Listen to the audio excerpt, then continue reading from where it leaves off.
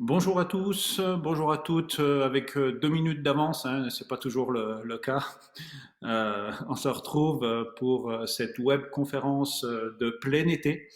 Alors, c'est une web conférence qu'on va vous donner sur le thème, normalement vous le savez, hein, sur le thème des semelles. Donc, c'est une web conférence vraiment orientée podo. Ce qui fait que moi, je suis plutôt spécialiste des préférences motrices, donc des mouvements, et puis un petit peu moins de la podo. Alors, cette fois, je suis pas seul. Donc, je suis accompagné de Mika. Donc, Mika, salut. Et puis, ce que je propose, donc quand même un petit peu avant, je me présente pour les gens qui ne me connaîtraient pas. Donc, moi, je m'appelle Cyril. Mon métier de base, c'est prof de fac dans les sciences du mouvement. Et puis, j'ai créé Volodalen il y a un peu plus de 20 ans maintenant de ça.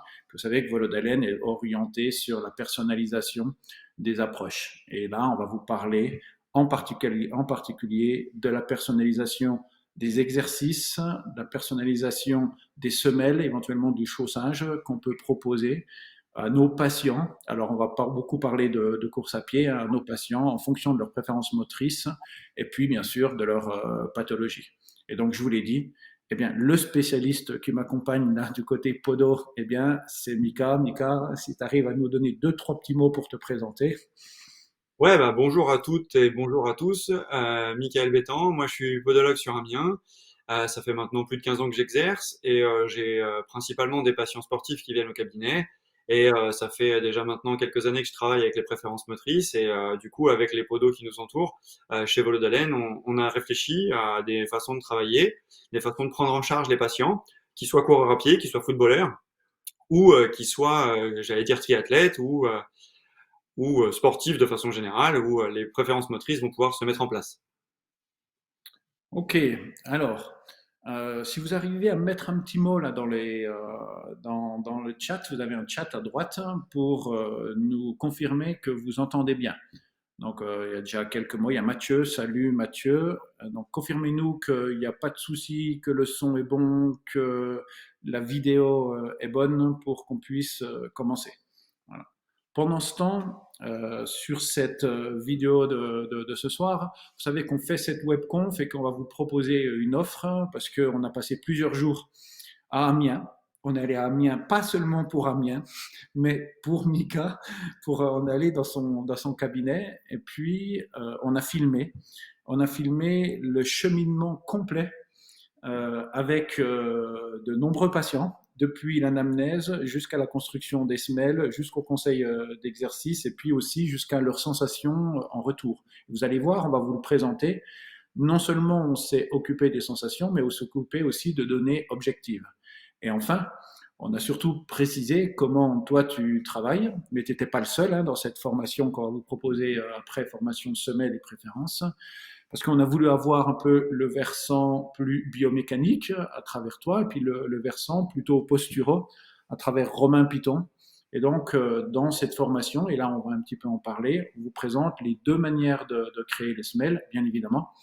Euh, L'ensemble des deux manières s'inclut sous le chapiteau des préférences et des grands principes de construction des semelles dont on vous parle dans cette formation et dont on va vous parler ce soir dans cette web conférence. Alors, oh ça y est, super. Nicolas, bonjour, je confirme que le son est parfait. Merci. Joe, Jonathan, bonjour, on entend très bien. Anne-Marie, salut Anne-Marie. Bonsoir, j'entends bien. Nicolas, Florent, tout marche. Bonjour à tous. Patrick, Tiffaine, bonjour à tous. Colombe, ok, c'est impeccable, tout fonctionne. Ok, alors ce que je vous présente, ce que je vous propose, c'est de tout de suite commencer par le contenu de la webconf. Et pour ça, je vais partager mon écran. Voilà. Normalement, maintenant, vous voyez plus nos bouilles ou alors en tout petit et vous devez voir le contenu de cette présentation. Donc, vous avez déjà vu ce monsieur, je passe assez vite dessus. Alors, à travers lui, j'aimerais aussi associer à cette formation l'ensemble de nos formateurs podologues.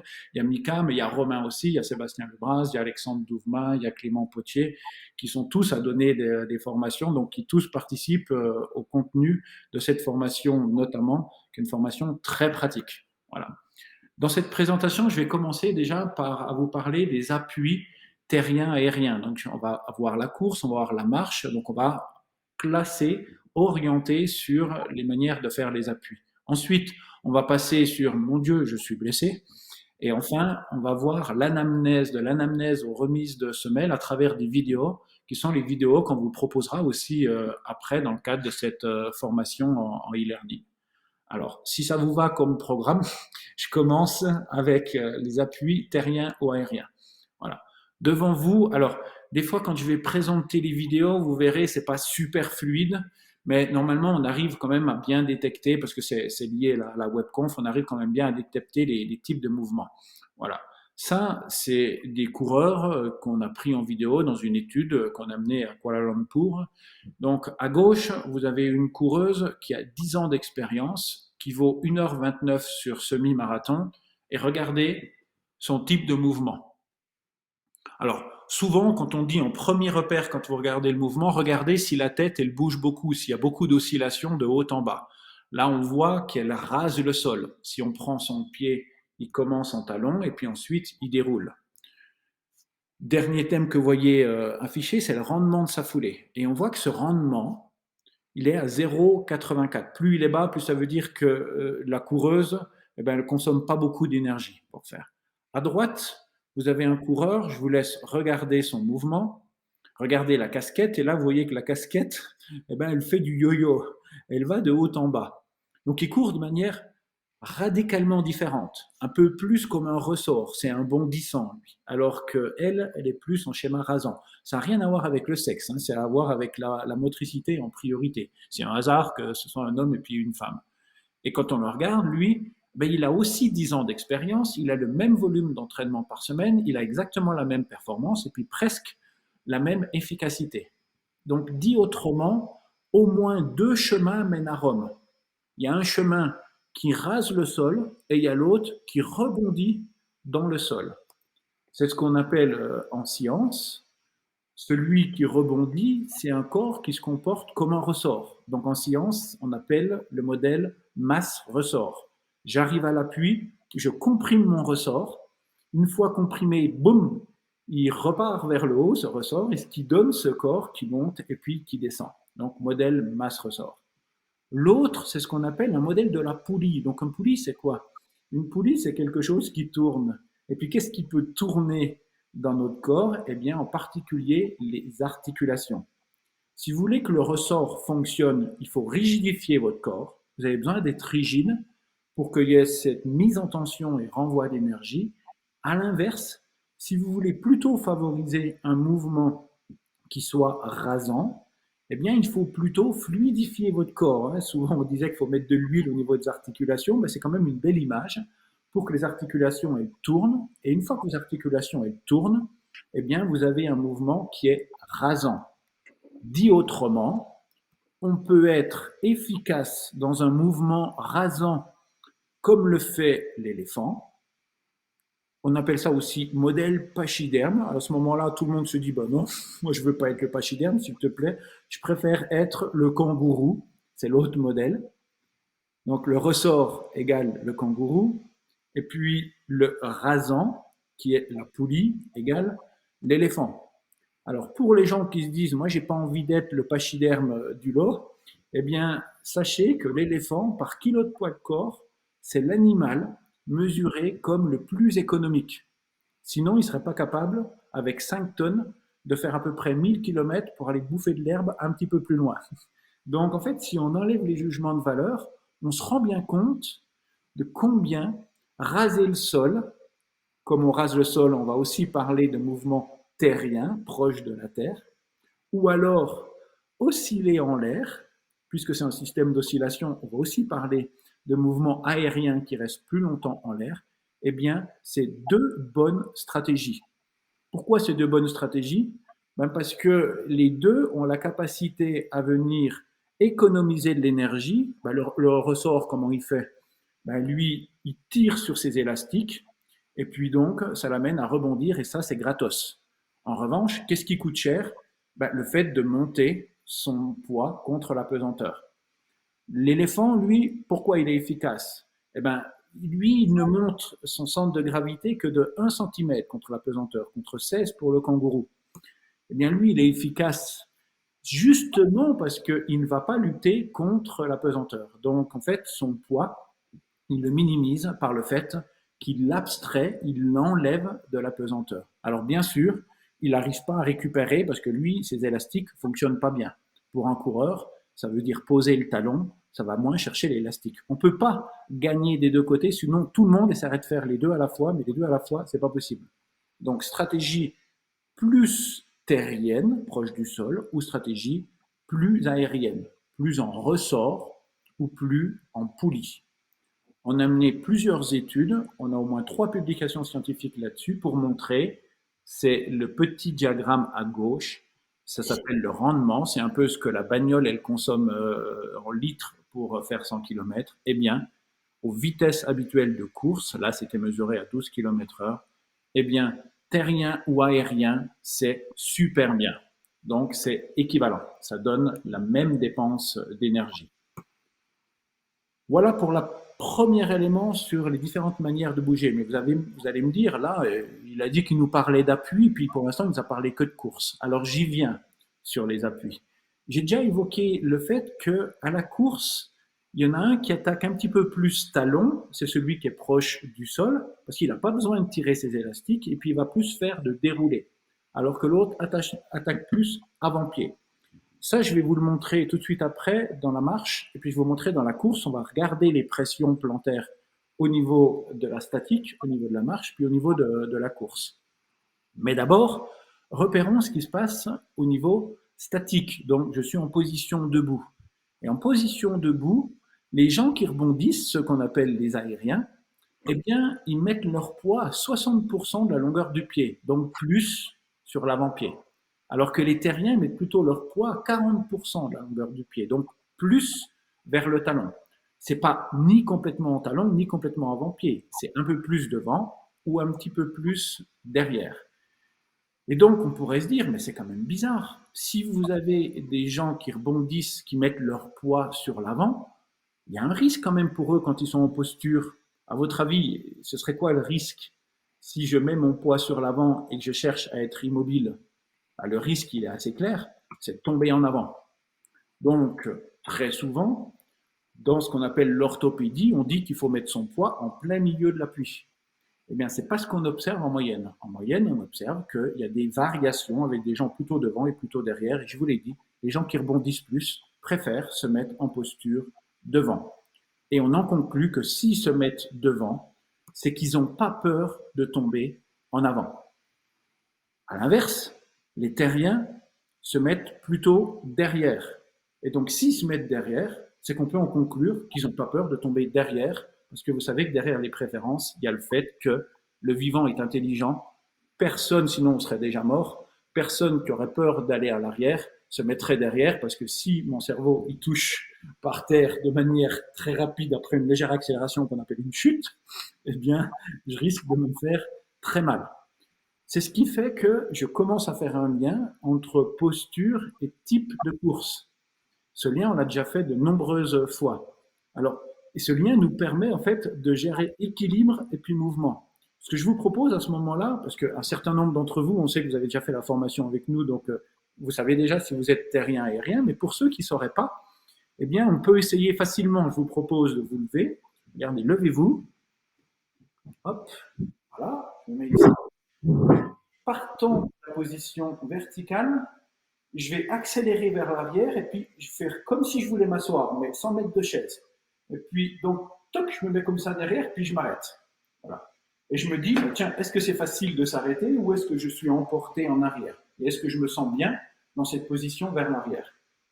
Ensuite, je me remets à la verticale. Et ce que je vais faire, c'est laisser envoyer mes épaules sur l'avant et puis je m'arrête. Donc, je laisse envoyer mes épaules sur l'avant et hop, je m'arrête. Et si possible, j'essaie de m'arrêter en ayant le corps qui est complètement en extension, c'est-à-dire c'est une ligne droite. Voilà, là, j'essaie de le faire, de me présenter.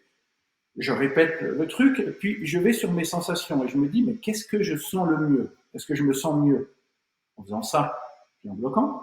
Voilà, pour moi, c'est assez net. Je me sens super bien à faire ça. Où est-ce que je me sens mieux? Poup, en me mettant comme ça en arrière, et puis en venant, hein, si vous regardez mon bassin, il est parti en flexion. C'est vraiment comme si j'allais m'asseoir. Voilà. Et donc, une bonne manière Bien sûr, attention, hein, on va vous présenter des choses plus valides, plus efficaces, mais les sensations font partie du jeu, les données objectives, oui, mais les sensations aussi. Eh bien, une bonne manière de savoir si vous êtes plutôt terrien ou plutôt aérien, ben, c'est simplement de faire cet essai. Alors, allez-y, dites-moi qui c'est qui se sentait un peu plus terrien, un peu plus aérien. Alors, notamment pour ceux qui n'ont pas fait les formations encore, essayez plutôt devant, essayez plutôt derrière. Si vous êtes mieux derrière, ça veut dire que dans une définition liée à l'équilibre, vous vous sentez mieux en terrien. Vous ne pouvez pas être à l'arrière et puis être en extension. Si à l'arrière vous mettez en extension, vous allez partir en bascule avec vos orteils qui vont se relever. Vous allez être en bascule sur votre talon et là, il n'y a pas d'équilibre possible. L'équilibre suppose, et on va y venir, Nicolas nous dit mieux vers l'avant. voilà, ok. Donc Nicolas, un point. On n'est pas sûr encore à 100%, mais Nicolas, un point pour le versant aérien. Donc je termine juste. Il est impossible d'être sur l'arrière en extension parce que vous seriez en schéma instable sur un talon avec le pied qui touche pas le sol et tout le monde a le pied qui sol. C'est pas qui touche le sol et pour être en équilibre. C'est pas parce que je dis que j'amène mon centre de masse plus derrière que je dois aller jusqu'aux orteils qui se relèvent. Sans les orteils, je ne peux pas être équilibré. Pensez un petit peu plus devant, un petit peu plus derrière. Benoît se sent bien en mode terrienne. Anne-Marie adore avec un petit cœur l'arrière. Donc Anne-Marie est plutôt très certainement en mode terrien, en tout cas sur ce test-là. Voilà. Ok, parfait. Je vous laisse un peu noter. Ludovic, avant, aérien, Tiffaine. Voilà, donc Nicolas, vers l'arrière, je pars direct. Donc Nicolas, si tu pars direct, ça veut dire que l'arrière, tu ne te sens pas super à l'aise. Donc parie plutôt sur l'avant. Voilà un petit test. Et je le répète, dans les études, on a fait la corrélation. Ça ne veut pas dire que c'est vrai pour 100% des gens, mais pour une bonne partie des gens, que ceux qui sont plus en équilibre sur l'avant sont aussi ceux qui aiment rebondir. En fait, dit autrement, je vous montre la manière de bouger. Je suis ici, je trouve que c'est super cool d'envoyer mes épaules sur l'avant, puis une fois que je les ai envoyées sur l'avant, vous voyez bien que ça crée un déséquilibre avant qui génère un rebond. À l'inverse, si je me trouve super bien derrière, eh bien, en étant super bien derrière, je vais pousser à partir du sol, c'est mon bassin qui va m'emmener, et je vais générer une énergie qui est plutôt horizontale, qui explique pourquoi je rase le sol. Voilà. Donc, pour pouvoir générer ces deux mouvements, un mouvement qui d'abord s'équilibre sur l'avant et après rebondit, masse ressort, ou qui d'abord s'équilibre sur l'arrière et qui après pousse, donc modèle de la poulie, eh bien, il faut simplement que j'utilise, c'est le cerveau qui recrute des systèmes musculaires, ce qu'on appelle des chaînes musculaires, qui ne sont pas positionnés au même endroit. Là, je pense que de nouveau, vous voyez ma présentation. Les gens qui sont en système plutôt terrien, proche de la terre, utilisent plutôt les muscles qui sont à l'avant du corps. Géographiquement, tout ce qui est devant vous, quand vous le contractez, ça génère de la flexion. Et donc la flexion, ça rapproche votre centre de gravité du sol. À l'inverse, les gens qui aiment mettre leur poids devant, ben, s'ils n'ont pas peur de tomber en avant, c'est qu'ils utilisent les muscles qui sont situés à l'arrière. Et si vous contractez ces muscles qui sont situés à l'arrière, eh bien vous verrez que c'est des muscles qui créent de l'extension. L'aérien, à partir de son cerveau, recrute des muscles postérieurs. Il génère prioritairement de l'extension, de la rigidité, mais prenez-les en termes positifs, rigidité, pensez plutôt élasticité, qui va induire un mouvement qui est un mouvement oscillant. Le terrien aime se mettre en arrière. S'il se met en arrière, c'est qu'il recrute les muscles devant. Recrutant les muscles devant, il génère plutôt de la flexion, modèle de la poulie qui rase le sol. Voilà les deux grands modèles. Alors bien sûr, il y en a plein d'autres dans les formations, mais deux grands modèles de type terrien-aérien qui donnent des mouvements différents, donc des besoins différents, et aussi, et on va le voir, des appuis différents. Là, vous avez un appui type d'un aérien sur une plateforme de pression. Donc, vous voyez 60, à peu près 2 tiers du poids qui est plutôt sur l'avant. À l'inverse, quelqu'un qui est plutôt en type terrien, on va voir le poids qui vient plutôt, donc la 2 tiers du poids.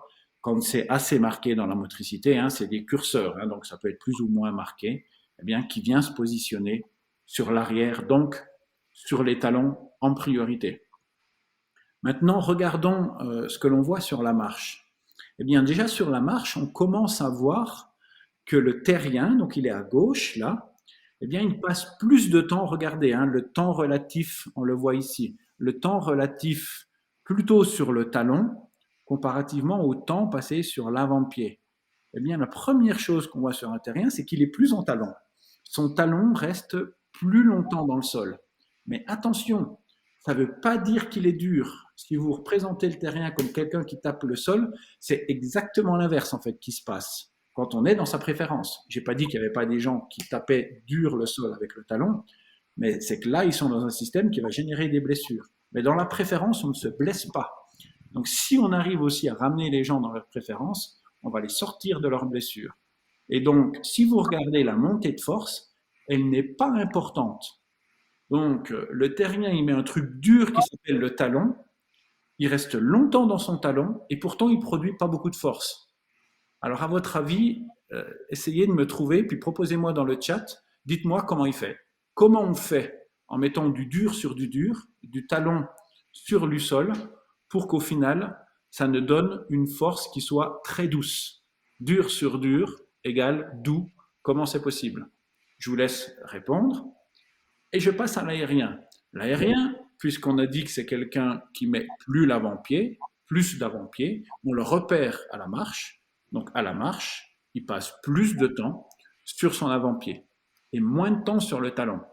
Mais vous savez comme moi, hein, vous êtes spécialiste du pied et puis de l'appui, vous savez comme moi que des gens qui ne marchent que sur l'avant-pied, à part quelques gamins en pied équin ou quelques patients en pied équin, c'est super rare quasiment. Tout le monde présente du talon. Et donc lui, il va pas être long en talon, mais pour autant, il peut avoir une montée de force qui est très importante au niveau de son talon quand il marche. Voilà. Donc à la marche, c'est vraiment un mouvement particulier dans lequel quasiment tout le monde va mettre du talon. Il y en a un qui est plus longtemps dans le talon et qui peut produire moins de montée de force, on l'appelle un terrien. Et puis l'aérien est moins longtemps, lui, dans son talon, mais il peut produire plus de montée de force.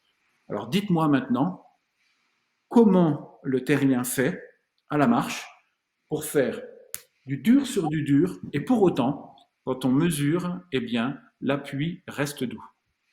Alors, Après, si je peux me permettre, Cyril, un podologue va avoir un peu plus de pronation chez le terrien et un peu plus de supination chez l'aérien. voilà. C'est des choses qui sont physiologiques. Ouais, voilà, on y vient juste après sur la suite du mouvement. Alors, Gaël, il amortit avec ses articulations, cheville, genou, hanche. Voilà. Donc, c'est l'erreur qui a été produite, c'est tout à fait ça, Gaël. Jean-Charles amortit par les jambes. Alice, l'angle d'attaque du talon est plus faible pour un terrien. Ah, non, l'angle d'attaque est un peu plus élevé plutôt pour un terrien. À la course, là, on les a. En moyenne, pour la population, c'est 17 à 19 degrés. Pour une population terrienne, c'est plutôt 25 degrés. Donc, le pied est plutôt un peu plus en talon. Donc, l'angle d'attaque est plus élevé. Et puis pour les aériens, c'est plutôt aux alentours de 11 ou 12 degrés. Donc en fait, le terrien présente plus de talons. Mais il présente plus de talons et moins de force parce que, et c'est l'erreur qui a été faite pendant 20 ans, il ne faut pas se concentrer que sur ce que fait le pied, il faut penser le local et le global. Il y a le pied qui induit un mouvement global. Je prends mon appui derrière, prenant mon appui derrière, mon corps va réagir en adoucissant le tout. C'est la 504 Peugeot.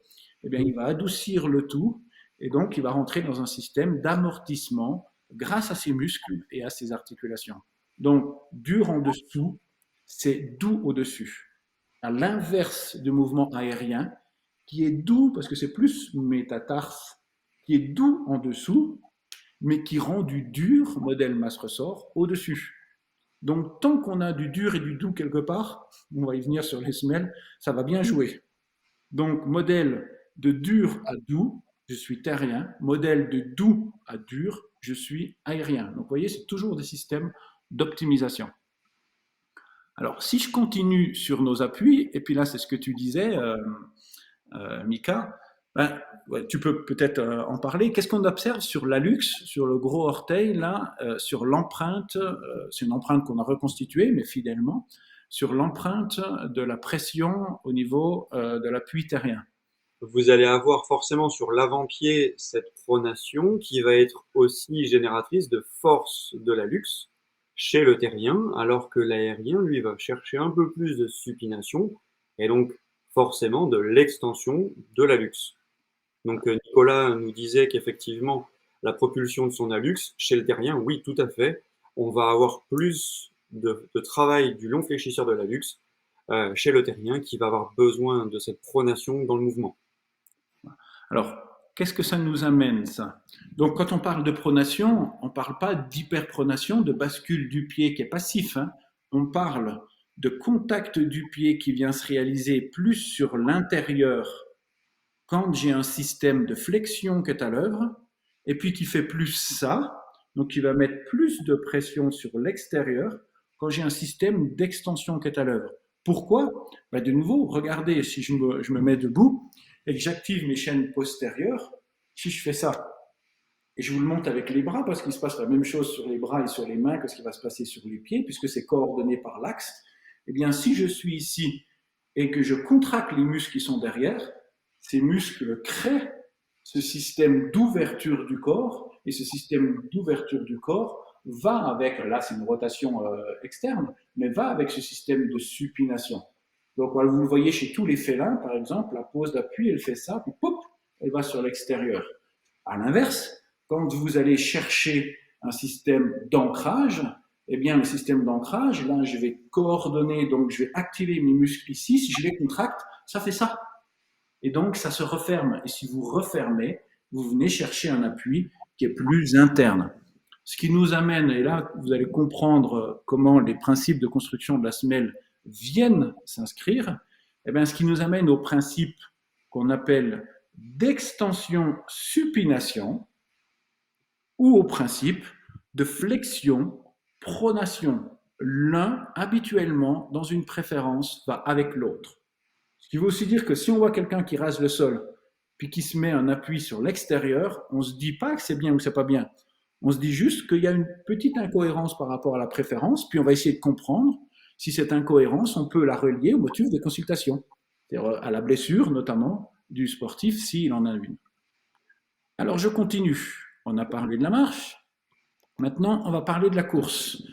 Alors ça, c'est typiquement des enregistrements qu'on a réalisés chez toi, Mika, sur tes plateformes, et puis qu'on va retrouver de manière animée dans la formation en e-learning. Voilà, on a mis typiquement des appuis de quelqu'un qui courait parmi les patients hein, qu'on a vus et puis qu'on vous présente après, et bien de quelqu'un qui court en mode très aérien, et puis en dessous de quelqu'un qui court, puis il s'avère que là, je crois que c'est toi, en plus en dessous. Ça doit être tes pressions qui court plutôt en mode terrien. Est-ce que tu arrives à me décrire un peu les différences? Ouais, ah, on voit très bien sur la partie du haut le talon qui est complètement absent, l'avant-pied est très présent, plutôt sur des appuis très centrés, très dynamiques sur l'avant-pied avec une courbe qui monte très vite, qui redescend très fort, ce qui va nous donner un temps de contact au sol très bref et très puissant pour la partie aérienne de la course. Pour la partie terrienne de la course, donc l'image qu'on a en bas, on part toujours de la gauche vers la droite et on a un déroulé de pas où on voit très bien le talon qui vient poser au sol et la propulsion qui se fait. Donc le terrien va avoir un temps de contact du talon forcément plus long que l'aérien et un temps de contact de l'avant-pied qui va se faire beaucoup plus en douceur que l'aérien. Donc le temps de contact au sol plus long chez le terrien, plus court chez l'aérien, la force d'impact au sol plus faible chez le terrien, plus forte chez l'aérien. Donc il ne faut pas avoir comme idée reçue qu'un terrien fait plus de bruit. D'accord? Ça c'est important. Ça veut dire que dans nos conceptions de semelles, dans nos conseils de chaussures, dans nos conseils de préparation physique, on va pouvoir aussi amener toutes ces choses-là en tant que podo pour savoir vers qui orienter ou quoi proposer. Donc, ça nous donne un modèle plus avant-pied ou un modèle plus talon. C'est Attention, on n'a pas dit que tous les aériens étaient avant-pied, hein, Ouais, mais ouais. il faut chaque fois penser un peu plus avant-pied ou un petit peu plus talon. C'est des curseurs qui sont à l'œuvre. Donc voilà pour la première partie où on a commencé à dérouler les appuis. Et donc tout irait mieux pour le mieux dans le meilleur des mondes si finalement on restait tout le temps dans sa préférence, parce qu'une préférence, c'est un geste efficace, on vient de vous le montrer, et puis qui n'est pas le même pour tout le monde, mais qui amène de l'efficacité sans blessure. Or, des patients blessés, je crois que vous en voyez quelques-uns, puisqu'ils s'appellent des patients. Donc, ça veut dire qu'il y a eu un problème. C'est un sportif qui rencontre un problème. À peu près un sportif, un coureur à pied sur deux, dans une année, va se blesser. Donc, ça veut dire que parfois, les gens sont sortis d'un schéma qui est efficace chez eux. Il peut y avoir plein de raisons pour ça, mais ils se retrouvent blessés. Donc, nous, quand on va accueillir un patient blessé, eh bien, on va faire référence à ce que l'on connaît des mouvements. C'est-à-dire, il y a des mouvements dont on sait qu'ils ne blessent pas.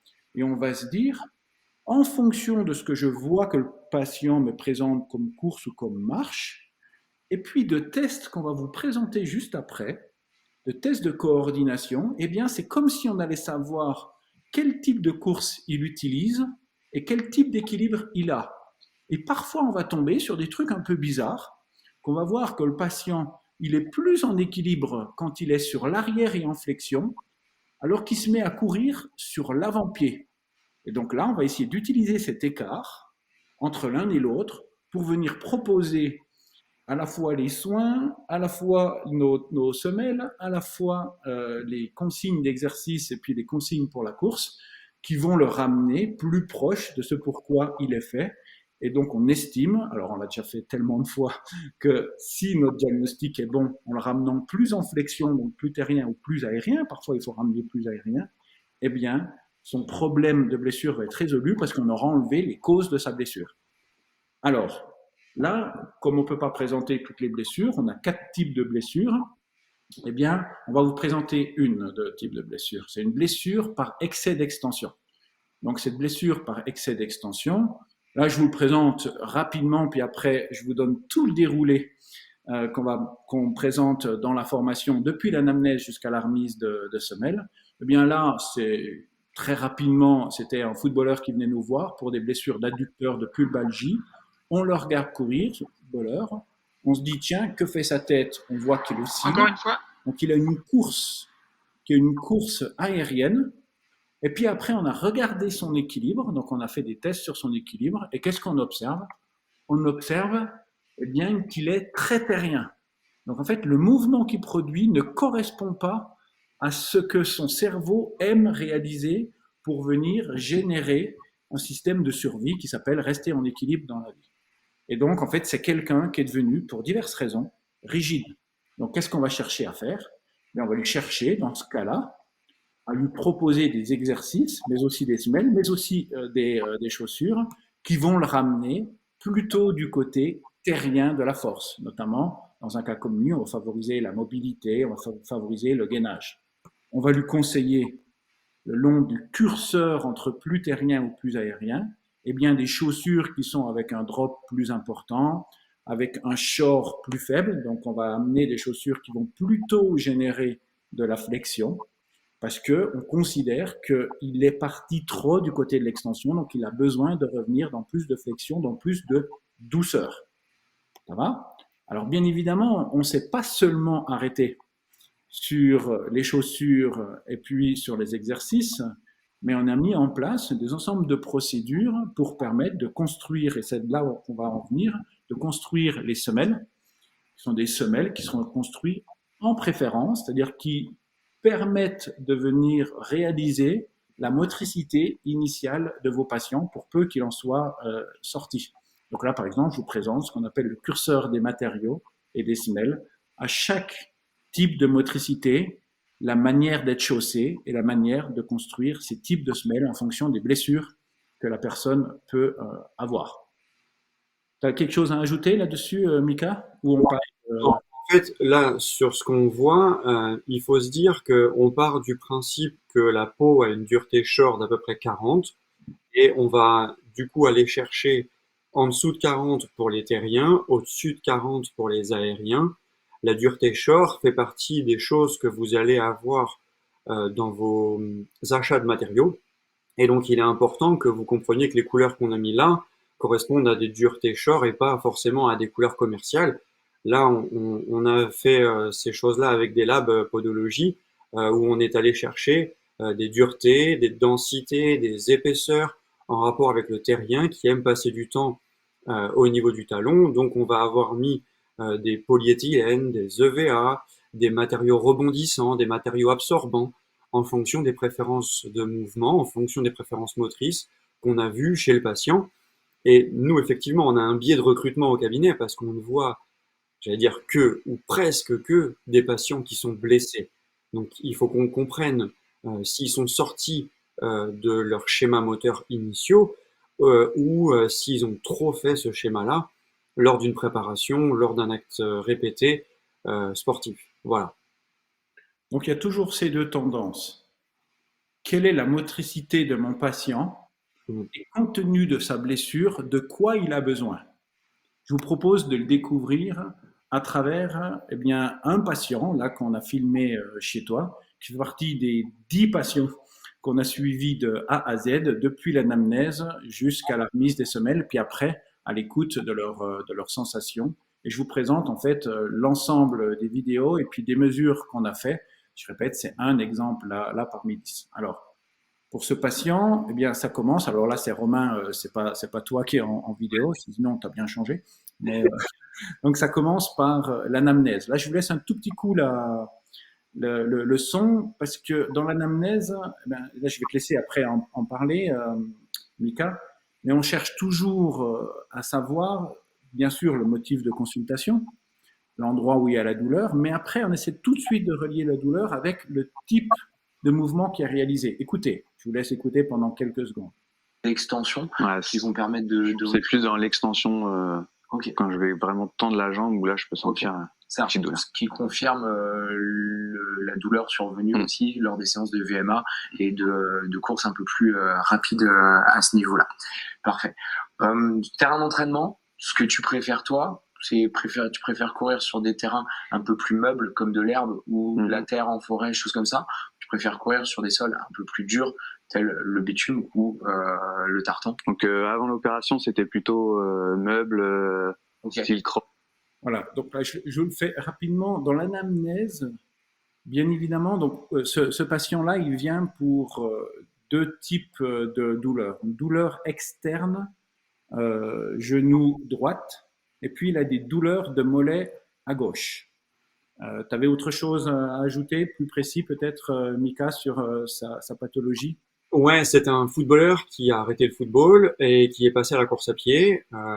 Du coup, voilà, c'est par rapport à la course, il y a eu des petites améliorations à mettre en place, des optimisations à mettre en place. Mais footballeur numéro un pendant des années et il est passé à la course à pied. Voilà. Et douleur méniscale hein, à l'extérieur du genou à droite, et puis, je répète, douleur au niveau du mollet à gauche. Donc, dans l'anamnèse, donc chaque fois, vous allez voir, c'est la même procédure qui va s'appliquer. Vous voyez, hein, je suis rentré dans le petit onglet anamnèse. Après, on va faire des observations, testing, débriefing, contrôle. Et donc, dans l'anamnèse, on cherche toujours à savoir si le patient il a assez d'énergie, parce que l'énergie, c'est la colle universelle. Tant que vous avez de l'énergie, vous pouvez très facilement vous sortir de petits problèmes. Puis après, on cherche à savoir, là vous avez entendu hein, ce qu'il dit, hein, je me fais plus de douleur quand je fais du fractionné. Donc, qu'est-ce qu'il dit? Quand je vais plus vite, j'ai plus mal. Or, quand on va plus vite, en moyenne, dans la grande majorité des cas, on est plus en extension. Donc, vous voyez, on est déjà en train de rechercher le long du curseur si le patient nous dit qu'il a plutôt besoin d'extension ou qu'il a plutôt besoin de flexion. Et toutes les questions, vous verrez à chaque fois dans les cas cliniques, dans la formation, eh bien, toutes les questions nous aident déjà à orienter le besoin, dès l'anamnèse, le besoin du sportif. Alors, bien évidemment, c'est pas suffisant. Après l'anamnèse, eh bien, on va faire des observations. Donc, les observations, on les a en posture, on les a à la marche. Voilà, vous pouvez voir que le cabinet de Mika est bien rangé, bien joli. Après, il est important aussi quand vous faites l'anamnèse, vous avez déjà beaucoup de choses qui vous sont données par le patient. Donc, à l'écouter, quand vous lui posez les bonnes questions, quand vous l'écoutez, le d'où il vient, c'est-à-dire qui il est, où est-ce qu'il en est, pourquoi il vient chez vous, et où est-ce qu'il veut aller, quels sont ses objectifs, tout ça va être dit, expliqué par le patient. Donc, écoutez-le, posez-lui les bonnes questions. C'est pas du temps de perdu, ça, au cabinet. Voilà. Ensuite, donc, on le fait marcher. Alors là, dans la formation, chaque fois, on détaille, c'est-à-dire qu'on a des grilles de lecture de la marche, des grilles de lecture des postures, des grilles de lecture de la course. Et chaque fois, ça vous est détaillé sur chaque patient ce que l'on observe. Alors là, je vous laisse me dire, je vous montre à nouveau la vidéo de la course et vous me dites, selon vous, c'est plutôt quel type de course? Une course que vous considéreriez plutôt aérienne en rebond ou plutôt terrienne en poussée, donc qui rase. Je vous laisse regarder et puis nous dire ça dans le chat. Voilà sa course.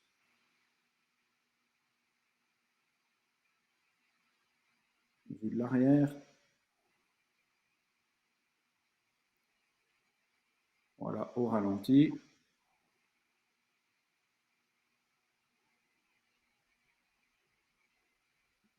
Ok. Ok pour la course. Alors, je vous écoute. Vous voyez plutôt quoi? Top. Alors, essayez de me dire. J'espère que vous avez bien vu se dérouler. Alors, dans son cas, hein, donc Emmanuel me répond aérienne, Benoît aérienne. Voilà. Alors là, il y a pas photo. Hein. On voit vraiment que c'est super marqué. C'est pas seulement aérienne. Hein. Il n'y a que 10% de la population originaire du Caucase qui pose l'avant-pied. Lui, il est vraiment avant-pied, donc plus aérien dans la course, plus en rebond, vous ne pouvez pas. Une autre manière de le voir, c'est que vous voyez que c'est quelqu'un qui n'est pas gros, mais qui a quand même du volume, qui est assez massif. Les gens qui, par rapport à leur volume, ont une course aérienne, quand ils se mettent à bouger, ils vous paraissent plus légers. Là, on le voit vraiment. Alors David dit sa saccade, mais aérien. Voilà, bonne remarque David pour aérien, puis bonne remarque pour sa saccade. On sait que ça passe un petit peu moins bien, mais vous avez tous repéré. Donc là, vous n'avez pas de doute.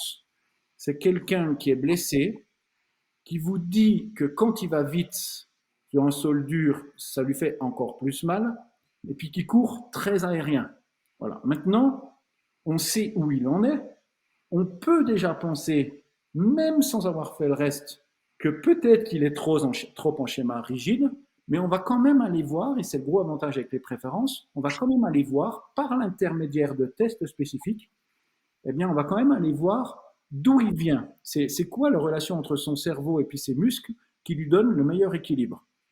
C'est la suite de la vidéo qui le concerne. Donc là, on voit Romain qui fait cette fois ce qu'on appelle le testing des coordinations. Donc qu'est-ce qu'il va faire? Il va l'amener plus sur l'avant, puis il va l'amener plus en flexion, et je vous laisse regarder. Voilà, donc là il est sur l'avant. Hop. Vient en appui sur les talons, les orteils ont tendance naturellement à se relever. Ça pourrait potentiellement nous faire penser à des réflexes d'extension, à voir avec, en corrélation avec le reste de l'examen. Donc on appuie sur les talons, les orteils sont bien au sol, je vais te laisser te déporter un tout petit peu sur le côté gauche. Tu vas mettre un peu plus d'appui, côté gauche que côté droit. Donc là, il teste aussi on la reste bien en latéralité, appui sur les deux parle talons, t'es solide, t'es gainé, tu me résistes, c'est parti. Et en appui talon gauche, c'est très solide, il n'y a pas de souci. Maintenant, tu vas venir des... Donc là, Romain observe que quand on amène son poids sur l'arrière, alors là, il l'a fait l'arrière à gauche, il est solide. À plus l'inverse, difficile regardez, que sur le talon côté gauche. On confirme donc la motricité. quand il l'amène plus sur l'avant, eh bien, on voit son corps qui se décoordonne. Comprenez bien que dans les préférences, équilibre, coordination et gainage, là, il est en train de tester son gainage, c'est pareil. Ça veut dire que le cerveau communique avec les muscles qu'il connaît très bien. Et donc, chaque fois, en fait, pour chaque patient dans la formation, vous reverrez, chaque testing sera expliqué, le patient sera testé devant vous, l'ensemble des précisions seront données. Donc là, avec ce patient, on observe quoi? Et on observe que c'est quelqu'un qui est marqué en motricité terrienne. Et donc, il court comme le 10% des plus aériens, alors que son origine, c'est le 10% des plus terriens. Et donc, est-ce qu'on peut mettre en relation sa pathologie avec ce plus d'extension? Visiblement, tout va dans ce sens, puisqu'il nous dit que s'il va encore plus vers l'extension, plus vers la vitesse, ça lui fait mal, qu'il a plus mal au genou quand il est plus en extension, et puis on repère que son origine est complètement en flexion. Et donc, une fois qu'on a cette situation, on a l'orientation de notre traitement. On va vouloir générer des semelles, générer des consignes et générer des manières de faire des exercices, notamment pour ses pieds, qui vont favoriser plus de flexion. Et donc, on passe à l'étape, quelle étape cette fois, du débriefing. Alors, entre le débriefing, il s'est passé la construction de semelles, et je propose, Mika, que tu puisses me parler de cette construction de semelles. Pendant que tu en parles, je mets juste la vidéo à peine plus loin pour que vous puissiez voir à quoi ressemblent les semelles qu'on lui propose et tu nous donnes juste les principes de construction de ces semelles qui lui sont proposées. Voilà, on les voit, elles sont dans les mains. Alors je vous les présente après. Voilà, elles sont dans les mains de Romain. Donc là, Romain lui fait le debriefing, donc lui explique pourquoi ces semelles ont été composées, comment elles ont été composées. Donc il fait le lien entre sa pathologie, sa motricité et puis la construction de la semelle. Tu arrives à nous en parler de cette construction de semelle? Ouais, alors en fait, le principe là, c'est ce qu'on a vu chez Thomas, qui est le patient à qui je remercie encore d'être venu. C'est quelqu'un qui a du coup beaucoup d'extensions, mais qui vient de la base terrienne. Donc, ce qu'on va essayer de mettre en place au niveau de nos semelles, c'est recréer de l'ancrage. Pour recréer de l'ancrage, il y a plein de façons. On a dit tout à l'heure que tous les chemins mènent à Rome. Chez nous aussi, dans nos façons de faire nos semelles, que vous les fassiez d'une façon ou d'une autre, le but, ce sera d'amener de l'ancrage. Ancrage de l'avant-pied, au niveau des gros orteils, au niveau de la première tête métatarsienne, pour venir chercher à calmer cette extension que Thomas met en place quand il va se mettre à marcher et à courir. Ça, c'est pour l'avant-pied. Pour l'arrière-pied, on va mettre des matériaux rebondissants, mais plutôt, encore une fois, qui ont un accueil assez confortable. On ne va pas le basculer d'un coup sur une semelle très typée, amortie, confort, moelleux, sinon on risque de le perdre. Il va plus savoir où il habite. Et c'est important. Mika, ce que tu dis, c'est qu'on pourrait se dire, mais écoute, normalement, il est fait pour poser le talon, donc on va mettre plutôt du mou au niveau du talon pour venir l'accueillir dans le talon.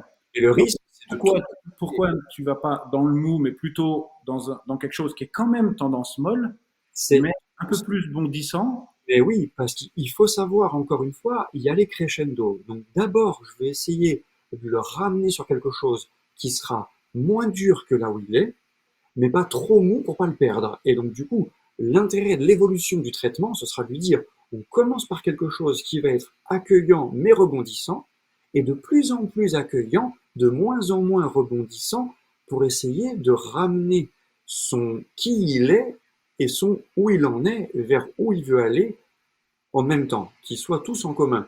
Donc l'autre manière de le dire, c'est que d'abord, on veut une direction. La direction, c'est plus de flexion, voilà, mais qu'on y va par degrés, parce que pour aller dans une direction qui correspond à son besoin, mais si j'y vais tout d'un coup, eh ben, il y a un risque, puisque évoluer, c'est toujours évoluer à partir de soi-même, que le patient il soit complètement perdu. Donc, on peut parler en degrés, et si avec 1 degré de flexion, ça suffit, qu'on n'en a pas besoin de 5, ben pourquoi en mettre 5? c'est ça. Et moins on va en mettre, plus ce sera facile de savoir quel élément, quelle matière a été efficace. Et vous le savez tous, en tant que podo, vous ne mettez pas un élément de 6 mm ou de 8 mm ou de 1 mm chez tout le monde.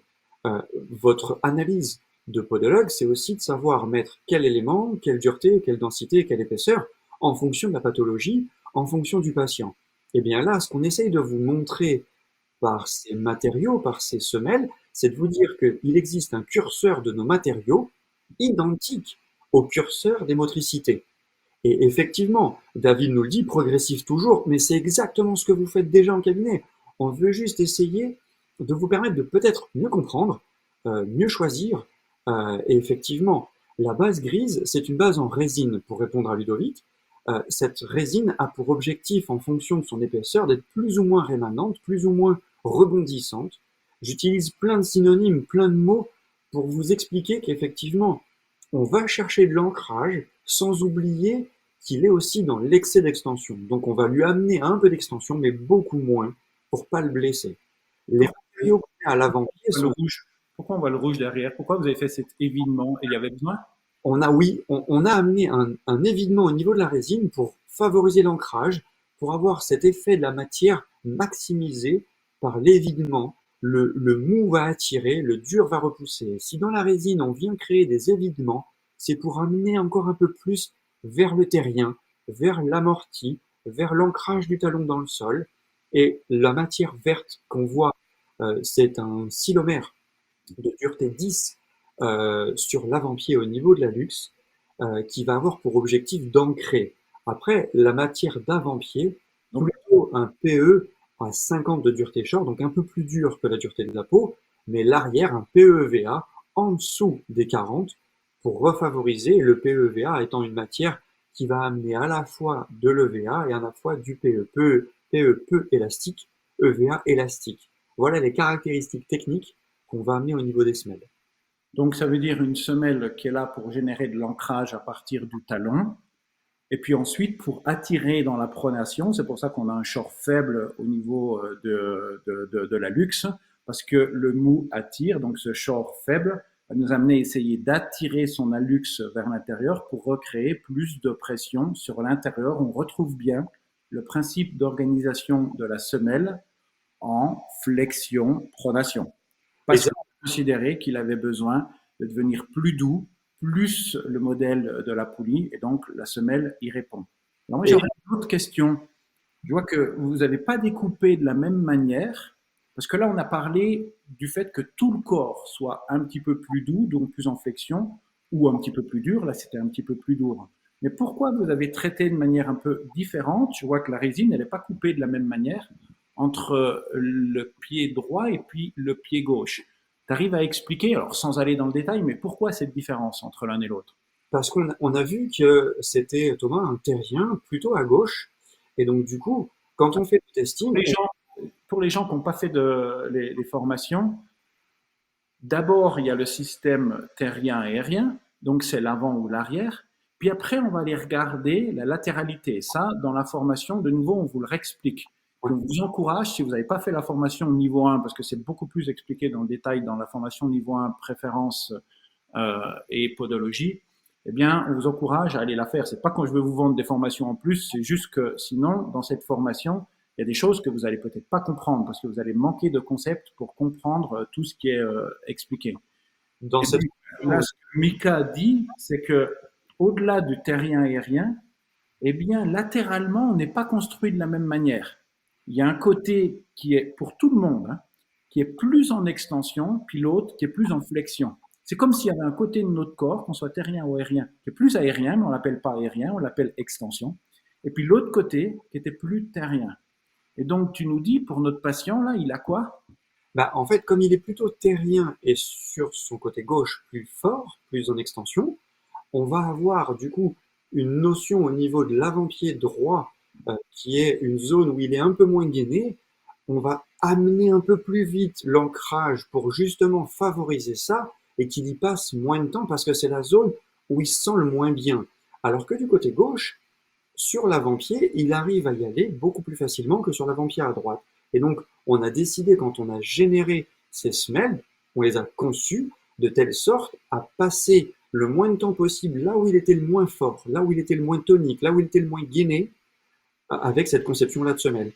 Et après, effectivement, Ça veut dire que, en fait, vous avez découpé la résine là, sur la droite à l'intérieur au niveau du premier méta, parce pour que vous voulez favoriser encore plus de flexion sur ce côté droit, parce que naturellement, c'est son côté de flexion.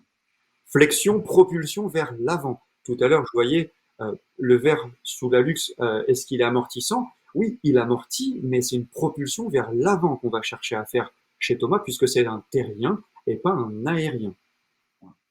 Ok, alors donc là on a fait la construction, le principe de construction. Alors dans l'information, hein, tu détailles l'ensemble des matériaux. Je vous montre après une ou deux vidéos et puis l'ensemble du processus de construction de ces semelles qui sont générées. On vous l'a dit là à partir de packs qu'on a mis en partenariat avec des labs, mais vous pouvez trouver ça chez n'importe quel fournisseur puisque toutes les caractéristiques des matériaux, eh bien, elles sont précisées dans la formation. Dureté, densité, épaisseur, ça c'est des choses qu'il faut connaître. Et les familles des matériaux. Voilà. Donc, chaque fois, vous avez le descriptif, vous voyez, sur la vidéo de la construction de la semelle. Et puis après, il y a ce fameux débriefing. Et pas seulement, parce que ce que vous comprenez, c'est que du pied au corps, il n'y a qu'un pas. C'est-à-dire que, en gros, vos chaînes musculaires, elles viennent s'insérer sur votre pied. Et donc, comprendre le pied, ben, c'est mettre en relation avec l'ensemble du mouvement.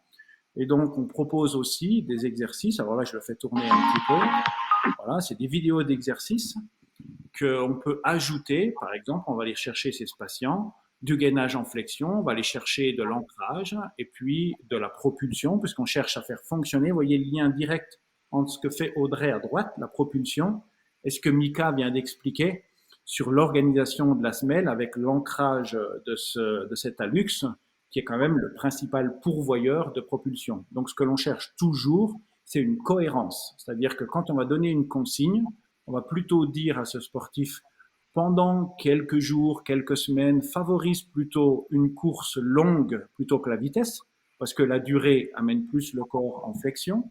On va lui dire, fais plutôt des exercices de propulsion. Toutes les vidéos là qu'on vous présente, vous l'avez dans les formations, il y a des dizaines de minutes de vidéos pour chacun des exercices de type terrien et des exercices de type aérien. Donc on va lui donner les exercices de type terrien pour ramener dans l'ancrage, et puis on lui donne les exercices et les types de semelles qui correspondent à cet ancrage. Pour nous, à partir du moment où on a fait un choix, on essaie d'être complètement cohérent de manière à amener votre sportif bien, du bon côté du curseur.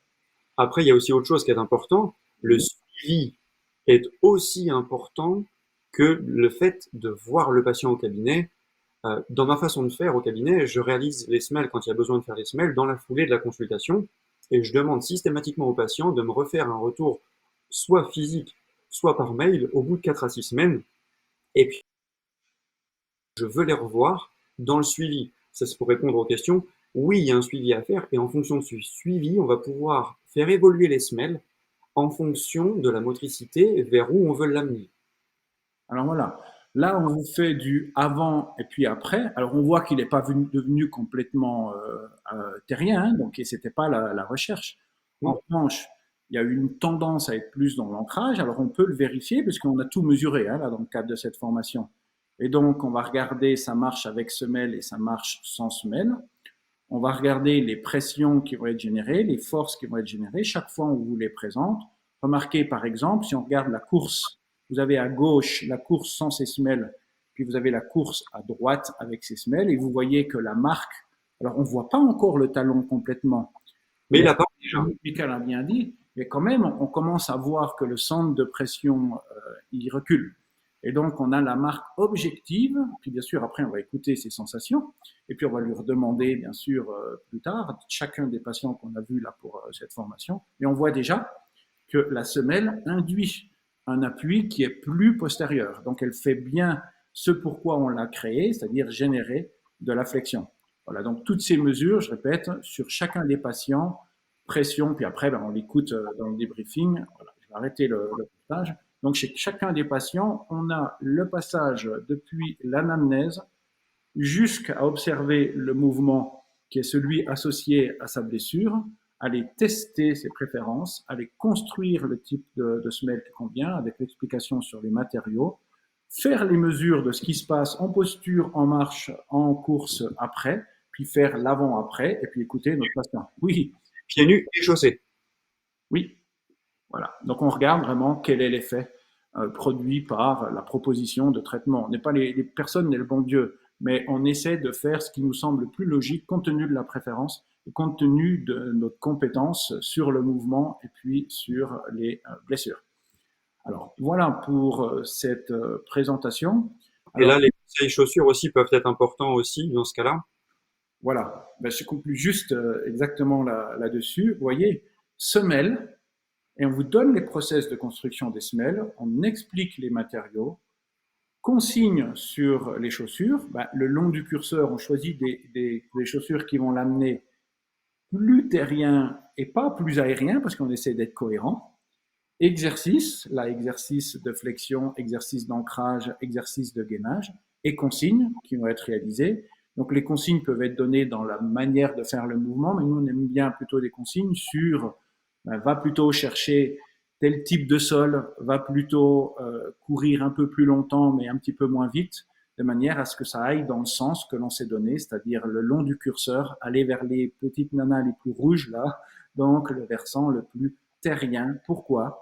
parce qu'on a conclu que ta blessure était une blessure liée à un excès d'extension. Vous voyez, c'était la petite dame là qu'on voit en gris et qui est celle qu'on appelle rigide 1 ou plutôt rigide avant-pied. Donc on a l'explication sur la blessure et on a les traitements et tous nos traitements sont proposés dans le sens de plus de flexion.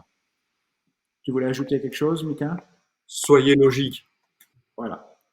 Ok, alors tout ça, ce qu'on vient de vous présenter, c'est un cas clinique. Alors on a plein d'autres à vous présenter par l'intermédiaire d'une formation, qui est une formation qui sera celle-là que en e-learning, qui s'appelle Semelles et préférences.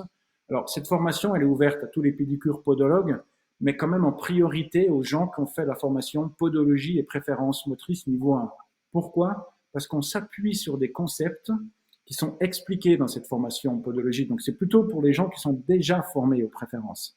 Alors, si vous n'êtes pas formé puis que vous souhaitez quand même prendre cette formation, sachez que c'est le moment où je fais un rappel. Donc, il y a quand même 40 minutes de rappel sur les tests qui sont pratiqués. Donc, un rappel quand même de 40 minutes sur les préférences motrices. Ça ne remplace pas la formation niveau 1, mais ça vous permet de vous débrouiller dans l'hypothèse où vous n'ayez pas fait cette formation de niveau 1. Ensuite, dans le contenu, il y a 6 heures de vidéo. Eh bien, il y a Mika qui nous parle des matériaux en podologie. Donc, tu passes en revue un peu tous les matériaux, et notamment, on est chez toi, donc tous ceux que tu utilises. C'est ça. Voilà. Ensuite, on fait 40 minutes sur les grands concepts. Là, je l'ai fait très vite en vous disant flexion, pronation, mais 40 minutes sur les grands concepts qu'on utilise dans la création des semelles et dans le choix des matériaux. Ensuite, un petit point, là c'est plus 10-15 minutes sur des variations des types de construction de semelles selon les sports, parce que là on parle beaucoup de course à pied, mais parfois vous allez avoir des tennisman, parfois vous allez avoir des gens qui font du vélo. Donc là, il y aura des adaptations des types de semelles, aux motricités bien sûr, mais au sport qui est pratiqué.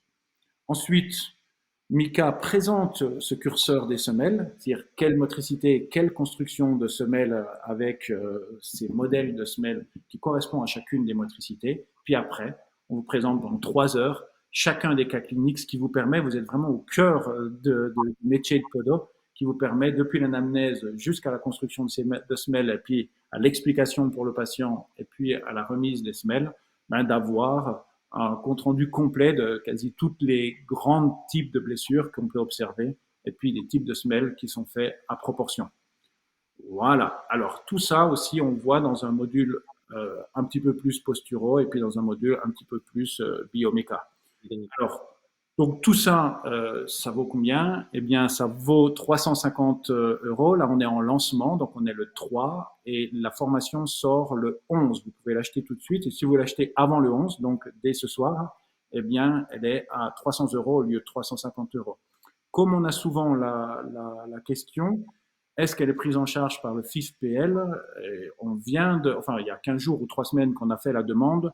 On peut penser que oui, mais je ne m'avance pas plus que ça parce que pour le moment, on attend leur retour. Mais jusqu'à présent, 100% de nos formations ont été prises en charge par le FIFPL. Donc, elle sera sans aucun doute éligible au FIFPL. Voilà. Je termine juste pour vous montrer combien c'est rangé chez Michael. Partie atelier maintenant, on va vous présenter différentes sociétés avec lesquelles je travaille. Nous avons des labs, nous avons Podi Alliance au cabinet, nous avons les polyéthylènes, PE, nous avons les matériaux techniques, que ce soit les rebounds, les polyuréthanes, plus mous ou plus durs. Donc voilà, petite présentation de l'ensemble des matériaux, présentation des semelles par préférence, et puis on voit en fait Mika qui travaille. Les recouvrements. Parce que de temps en temps, il travaille. Je retrouve les bases arrière. Je retrouve les bases avant.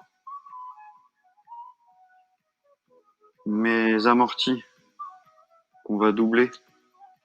L'amorti accueillant en absorbeur de choc.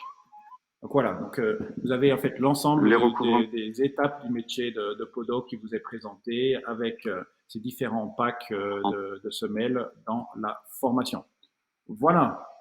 Alors, on a terminé notre petite présentation. Vous êtes encore super nombreux. Merci beaucoup. On espère que ça vous a plu. Là, on va prendre vos questions. Donc, n'hésitez pas. Toutes les questions que vous auriez, eh bien, elles vont être le bienvenu. Mais avant ça, eh bien, je vais lancer l'offre. Donc, si vous trouvez intéressant ce qu'on vous raconte et puis que vous voulez avoir ce lien très pratique, j'insiste là-dessus, c'est une formation très pratique, applicable au cabinet dès le lendemain. Là, vous avez l'ensemble des cas et puis du métier, des différentes strates du métier de podologue qui vous sont présentés en fonction des préférences. Eh bien, vous avez normalement dans le chat à votre droite, et vous pouvez rentrer dans le chat, ça continue, n'ayez pas de souci, un lien qui apparaît. Et puis, vous pouvez cliquer sur ce lien et puis acheter la formation. Donc, j'insiste, c'est pour les 6 jours qui viennent qu'elle est à 300 euros. À partir de mardi prochain, elle passera à 350 euros puisque c'est une offre de lancement. Alors, je répète, même si vous l'achetez maintenant, elle arrive mercredi, elle arrive le 11. Elle n'arrive pas tout de suite, hein, donc ne nous dites pas ouais, je l'ai acheté et puis je ne l'ai pas. Elle apparaîtra, vous avez un espace de formation complet. Dans cet espace de formation, vous avez les 6 heures de vidéo, mais vous avez aussi des quiz, vous avez des vidéos supplémentaires pour les exercices. Donc c'est un espace dans lequel il y a plein d'éléments qui sont à disposition. Mais j'insiste, vous l'aurez dans votre espace mercredi. Et si vous l'achetez avant mercredi, eh bien ce sera 300 euros plutôt que 350. Pour le FIFPL, ben, au moment de l'achat, vous faites je souhaite la demande FIFPL et puis ce sera envoyé au FIFPL. Voilà. Donc l'offre est publiée. Maintenant, on écoute. Il y a Nicolas qui te pose une question sur la morphologie. Ouais. Il y a une morphologie, est-ce qu'il y a quelque chose à voir ou pas par rapport aux préférences? Alors, Nicolas, c'est une super question. On a une formation qui s'appelle Anatomie pour le mouvement et dans lequel, en fait, on est en train actuellement même, on a 3 chercheurs qui sont à l'université de Lausanne et puis qui font une étude sur ces liens-là. Moi, je faisais partie des sujets ce matin. Donc, on m'a mesuré, on m'a pesé sous tous les angles.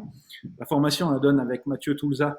Et donc, en fait, on est en train de faire un gros travail dans lequel on relie l'ensemble des éléments du corps, les bras de levier, la largeur du bassin, la longueur des pieds, la longueur du talon, le poids, bien évidemment, la répartition du poids avec les motricités.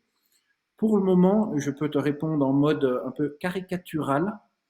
Eh bien, on aurait plutôt des gens qui sont un petit peu plus verticaux, un petit peu plus étroits, donc un corps en forme de ligne, qui générerait plus facilement, c'est assez logique, un mouvement de haut en bas, donc une motricité plus aérienne. Donc des gens plutôt gaulés comme moi en ligne. Et puis, on aurait plutôt des morphologies qui iraient un peu plus vers la bulle. Un bassin large, ça dit quoi en fait? Ça dit plutôt un système d'ancrage. Ça va accentuer la possibilité qu'a le bassin de présenter un modèle de la poulie. Et donc, on s'attend à avoir des relations entre un mouvement plus d'ancrage, bien sûr, et puis des morphologies. Là, on voyait, par exemple, chez ce patient, c'est un patient qui est plutôt large, qui est plutôt en mode volume. On est très surpris de voir une course aussi aérienne avec cette morphologie. Mais en fait, pensez bien que c'est des grandes tendances. Vous ne pouvez pas en conclure. Il y a des aériens qui sont comme des boules. Et puis il y a des terriens qui sont tout en ligne. Donc, pensez bien que c'est des grandes tendances et que ces grandes tendances donnent donc ce qu'on appelle des probabilités. Mais vous n'êtes pas sûr à 100%, et loin de là, que la morphologie se relie toujours à la manière de courir. Mais donc, on peut penser, Nicolas, pour terminer, des relations, mais des relations non obligatoires. Et tout est bien, hein. Faut surtout mettre ça dans la tête des patients. Tout est bien, que vous soyez terrien ou aérien. Il n'y a pas un mieux que l'autre. Dans le sport de haut niveau, on voit d'excellents terriens, on voit d'excellents aériens. Attention aux préjugés et aux idées reçues que certains patients vont avoir en tête en disant j'ai vu ou on m'a dit qu'il fallait courir comme ça, on m'a dit qu'il fallait pédaler comme ça, on m'a dit qu'il fallait taper le ballon comme ça, qu'il fallait dribbler comme ça. Voilà, faites attention à ça. Voilà, c'est vraiment l'apport des préférences, c'est du non-jugement. On cherche, on trouve chaque fois plusieurs modèles intelligents dans la manière de faire. Et donc du coup, là, il y a François qui pose une question sur l'analyse dynamique des appuis, se fait-elle pieds nus? Pieds nus, on talonne moins que chaussés, donc que choisir? Eh ben, moi je vous dis, on choisit pas, on fait. On fait, et c'est pour ça qu'on demande aux patients de venir avec toutes les chaussures qu'ils utilisent euh, pardon, quand ils pratiquent une activité physique, et on teste. La chance que j'ai au cabinet, c'est d'avoir une piste d'athlée, c'est d'avoir une grande plateforme podométrique, d'avoir de l'espace, parce qu'à Amiens, on n'est pas dans une ville comme Paris, Lille, Lyon, Marseille, où le prix du mètre carré n'est pas le même. Je me suis fait un cabinet comme j'ai là, mais vous pouvez avoir un tapis de course à pied, vous pouvez avoir des tests in vivo sur la piste ou sur le terrain de foot. Et après, le mieux, c'est de tester les différentes chaussures qu'il a et le tester pieds nus, dans la marche, dans la course, dans la posture, dans l'équilibre. Mais tout ça, vous le verrez dans la formation, on fait vraiment la part des choses et on peut tester tout. Donc François, oui, on teste tout et on voit qu'une chaussure n'est pas adaptée, même si elle n'est pas faite. Voilà. Donc pas d'inquiétude là-dessus. Alors, je voudrais rajouter une autre chose. Si on devait d'abord faire quelque chose, c'est ne pas changer le patient de ses habitudes au moment où on l'observe. Puisqu'il s'est blessé comme ça, pourquoi vouloir changer? Il faut regarder en priorité la manière dont il se comporte au quotidien. Les préférences, ça vient de ça, hein, ça vient de regarder le vivant tel qu'il se présente. Un deuxième point, donc ça veut dire d'abord chausser pour moi. Le deuxième point, c'est que les observations pieds nus qui talonnent moins, c'est vrai, mais c'est surtout vrai sur les premières minutes. Donc, il y a plusieurs études qui ont montré qu'après 20-30 minutes, c'est plus aussi vrai que ça. Et donc, le patient, il va se mettre à l'endroit où ça lui fait le moins mal. Donc, on voit du talon réapparaître très, très fort, même pieds nus, après 20 ou 25 minutes de course à pied. Donc, de nouveau, c'est ce que vient de dire Mika, faites les deux pour venir pieds nus. On va mieux observer, par exemple, le fonctionnement des orteils. Est-ce que les orteils partent en extension? Mais les gens qui me disent que pieds nus, c'est plus la réalité, je dis non, la réalité de quelqu'un, c'est d'avoir des chaussures. Et puis, il se blesse avec ses chaussures. Donc, regardez bien d'abord avec les chaussures. Puis, bien sûr, si vous le souhaitez, et sans aucun problème, ajoutez les observations pieds nus pour avoir plus de finesse sur l'observation. Ne pensez pas, les chaussures modifient légèrement l'appui, mais elles ne modifient pas de manière magistrale, beaucoup moins que ce qui a été raconté jusqu'à présent. L'autre point, parce que ça correspond à une question aussi qu'on avait, est-ce que le tapis, ça modifie pas la manière de courir? Alors là-dessus, nous, on a fait pas mal d'études, en fait. On a fait des mesures en labo, donc sur tapis, puis des mesures à l'extérieur. Alors la première réponse, c'est que ça ne modifie pas radicalement le mouvement global. Quelqu'un qui rebondit à l'extérieur, quand il va sur un tapis, il rebondit. Quelqu'un qui est à plat à l'extérieur, quand il est sur un tapis, il est à plat. Mais bien évidemment, surtout selon le type de tapis, eh bien, il va quand même avoir des modifications. Donc, il y a des personnes, ils vont un petit peu plus laisser leurs pieds être emportés par le tapis, donc moins rebondir. Donc, il y a des modifications. Nous, sur les paramètres biomécaniques, on les a estimés à peu près de l'ordre de 20%. Les modifications associées au tapis. Donc, en général, le tapis ne change pas radicalement le mouvement, mais oui, il est évident que c'est moins naturel que de demander de la course à l'extérieur, enfin sur un sol dur. Mais voilà, ou vous êtes riche comme Michael, puis vous avez des grandes pistes, ou alors vous habitez à Paris, et nécessairement vous ne pouvez pas avoir, et c'est déjà pas si mal d'avoir sur tapis. Et comme Michael l'a dit, ben, si vous pouvez sortir pour faire courir à l'extérieur pour voir ce qui se passe, c'est quand même le schéma le plus naturel, puis le plus efficient, où il y a le moins de biais. Après, en tapis de course à pied, il existe des tapis motorisés et non motorisés. Moi, j'ai les deux au cabinet, le motorisé et le non motorisé. Après, c'est vrai que le comportement du patient n'est pas le même. Faut-il encore savoir courir pour être sur un tapis non motorisé? Le tapis motorisé étant quand même le plus simple en première approche pour avoir une vitesse contrôlée, parce que peut-être que l'attaque du pied se fait pas de la même façon quand on est à 10 km/h, à 15 km/h ou à 12 km/h. Donc voilà. Oui, là, Mika, je te rassure, tu es la seule personne au monde à avoir un tapis non motorisé. Non, je déconne. Ok, alors on a Emmanuel qui pose la question, dans le cadre de ce patient, quel type de recouvrement tu préconises? Alors, dans ce cas-là, on va avoir un recouvrement qui mélange PE et EVA pour avoir justement cette capacité de dire je veux avoir de l'élasticité parce qu'il a quand même une course aérienne. Je veux aussi limiter l'élasticité pour le ramener vers le terrien, donc j'utiliserai un PE-EVA. Et une fois que j'aurai vraiment cherché l'optique premier, qui est d'aller le chercher en terrien, là je mettrai moins de rebond dans son recouvrement et je lui remettrai un matériau qui limitera le rebond vertical et qui favorisera la propulsion vers l'avant. Ça rebondit, enfin je rebondis sur la question d'après, pourquoi tu as mis une résine et pas un PE, c'est plus léger. Mais encore une fois, chez le terrien, j'aurais pu mettre une résine de 0,6 mm ou que du PE, mais là, c'est un terrien qui court en aérien. Donc, si je lui change complètement qui il est pour le ramener d'où il vient, j'ai peur. Et là, les tests, encore une fois, on peut le tester, ces choses-là, par les testings de gainage. Si on l'amène trop violemment en terrien, alors que c'est ce qu'il lui faudrait, hein, je suis d'accord. Mais dans le testing, on n'a pas une réponse directe, une réponse favorable du patient. Et là, ça fait un mois qu'on a fait les semelles à Thomas. Je lui ai reposé la question aujourd'hui. Il me dit effectivement, changer de chaussures, semelles qui vont dans ce sens-là, génial. Voilà.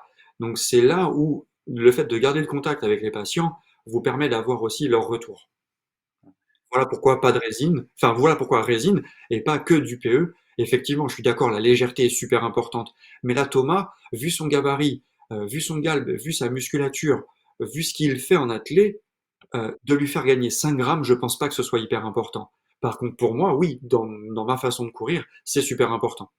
Après, ça fait vraiment partie des bonnes questions. On voit bien, nous, hein, entre tous les podologues qui interviennent, les principes sont exactement les mêmes. On a essayé de vous en présenter un peu, mais après, il y a des tempéraments, des avis un peu différents. Moi, je favoriserais ceci, cela. Vous voyez, c'est pas une science exacte, hein, c'est des grandes tendances, des grands principes. Et puis, des fois, il y a des avis très personnels et c'est normal. Hein, on est entre la science et puis l'artisanat, l'art même, hein, le choix de quelque chose qui dépend aussi du podologue. Moi, j'ai coutume de dire qu'on est des artisans médicaux. C'est-à-dire qu'on a notre analyse médicale, paramédicale, et après, on a la versant artisanat où on fabrique nos semelles. Alors après, Ludovic me dit, moi, je travaille en base 3D. Eh bien, rien ne t'empêche, sur une base 3D, d'amener un peu plus d'alvéoles, d'amener un peu plus de mou, mettre un peu moins de matière sur certaines zones, et après, d'avoir un recouvrement qui fait 1,5 mm à 3 mm, pas plus, et d'amener ça sur un recouvrement de ta base 3D. Donc Ludovic, pour répondre à ta question, tu peux travailler en base 3D et avec un recouvrement par préférence. Ça, c'est pas incompatible. Alors, deux petites questions là, qui ne sont pas spécialement techniques, mais c'est qui sont plus administratives. Donc, il y a Nicolas qui nous demande quelle est votre prochaine session de formation au niveau 1, s'il vous plaît. Alors, Nicolas, en fait, tu peux déjà la faire tout de suite en e-learning si tu décides de le faire en e-learning. Elle est commandable tout de suite sur le site internet, tu verras, il y a un onglet podologue. Ou alors, il y a aussi en présentiel, la prochaine, je crois que c'est début septembre, mais tu verras, il y a toutes les dates qui sont indiquées sur le site internet. Et puis, je passe assez vite. Adrien nous demande est-ce qu'il y a une prise en charge DPC. Le DPC, pour le moment, on ne nous aime pas. Donc, dès qu'on fait une formation sur nos préférences chez d'autres, ben, ça fonctionne, mais chez nous, pour le moment, ça fonctionne pas. Mais on continue de ramer, puis on espère bien qu'un jour, ça viendra. Voilà. Donc, on continue d'essayer de rentrer dans le DPC. Et il y a Emma aussi qui pose une question sur la formation est-elle intéressante pour des jeunes diplômés? Je te répondrai oui, Emma, pour une raison très simple. Le DU que tu vas faire en podo du sport va pas forcément te parler de semelle, va pas forcément te parler de préférence motrice. Donc je dis, c'est pas incompatible de faire un DU, et moi j'en ai fait quelques-uns des DU de podologie du sport, et en plus cette formation-là qui va t'amener vraiment du concret podo. Voilà. Comment on prend en charge un patient dans le cabinet du début jusqu'à la fin. Donc c'est pas incompatible, mais c'est pas obligé d'avoir fait un DU de podologie du sport avant. Il y a Nicolas qui dit, c'est pas tout à fait une question, mais il dit peut-être qu'un terrien présente plus de propulsion de son hallux. Hein. Nicolas, c'est plus que peut-être, c'est sûr. Ça, on l'a mesuré plein de fois. Et ça aboutit à cette espèce de paradoxe. Des fois, on ne comprend pas bien terrien aérien, parce qu'on va dire terrien, c'est celui qui est dans son talon, puis aérien, c'est celui qui est sur l'avant du pied. Celui qui utilise le plus dans son mouvement la partie la plus avant du pied, qui s'appelle les orteils, et dans les orteils en particulier l'hallux, c'est bien le terrien, puisque ce qu'il fait, c'est de la flexion avec ses orteils. Au moment où l'aérien fait de l'extension supination. Donc il y en a un qui a plus tendance à relever ses orteils pour rebondir, oui, sur l'avant-pied, mais il s'avère que les métas, c'est quand même moins sur l'avant que les orteils qui viennent, eux, réaliser de la flexion. Et ça, de la flexion en orteil, c'est bien ce qui va générer la propulsion, donc un mouvement qui est un mouvement plus horizontal, en priorité au niveau de l'hallux. Après, il y a Patrick là qui parle en fonction du type de sport, le golf par exemple. Bah, je suis assez bien placé pour te parler de golf, Patrick. Je m'occupe de la Fédération française de golf, donc oui, je vais te répondre. Par rapport au swing, si on est droitier ou gaucher, il va y avoir des matériaux qui vont être légèrement différents. On va avoir un swing qui sera pas le même en fonction de l'aérien ou du terrien que nous sommes. Donc oui, effectivement, on peut amener des matériaux avec un peu moins de friction, avec des rebonds différents, des absorbeurs différents. Donc oui, bien sûr qu'on va tenir compte du sport, du sportif, de la chaussure pour faire nos semelles.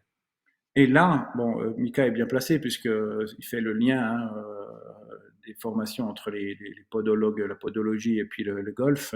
Et nous, on forme des centaines de golfeurs chaque année. Si vous imaginiez la relation directe qu'il y a entre le fait d'envoyer une balle droite, propre et loin, et ce qui se passe au niveau du pied, en particulier sur le pied arrière quand il y a le backswing, c'est incroyable. La grande majorité des fautes qui sont produites par des joueurs qui savent déjà un peu taper la balle, hein, je ne parle pas des débutants, est associée à un mouvement du pied, qui est un mouvement qui fait perdre de l'ancrage, qui fait perdre de la stabilité au reste du corps.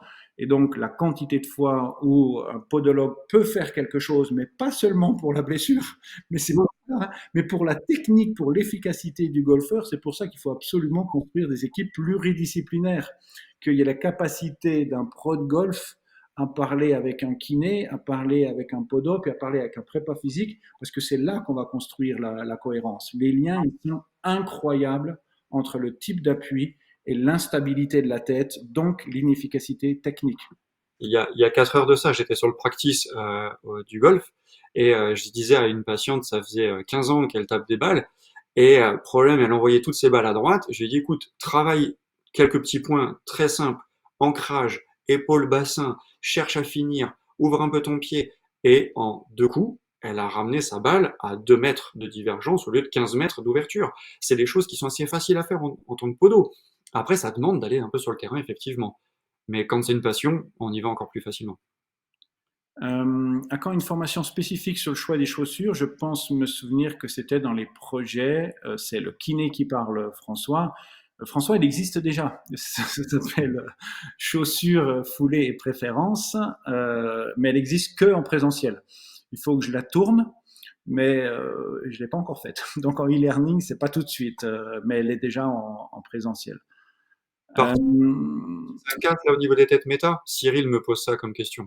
Donc, je répète la question parce que je ne sais pas si on a bien entendu. Donc, il y a Cyril qui demande est-ce que vous n'avez pas des soucis de cassure avec la résine au niveau des têtes méta? Alors j'allais te dire, le choix du fabricant de résine, l'épaisseur de ta résine, la découpe de ta résine, tous ces facteurs-là vont faire en sorte qu'elle casse ou qu'elle casse pas. Après, personnellement, j'utilise de la 0,6 mm jusqu'au 1,2 mm d'épaisseur. Et donc à partir de là, le choix de la découpe va se faire par rapport à ça, le choix de l'épaisseur va se faire par rapport au curseur des préférences. Et voilà, tout simplement.